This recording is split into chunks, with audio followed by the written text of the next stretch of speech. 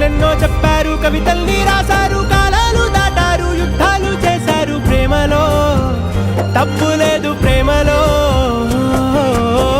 వేల వేల వెన్నెలంత మీద వాలి వెలుగునంత మోయమంటే నేను ఎంత రే.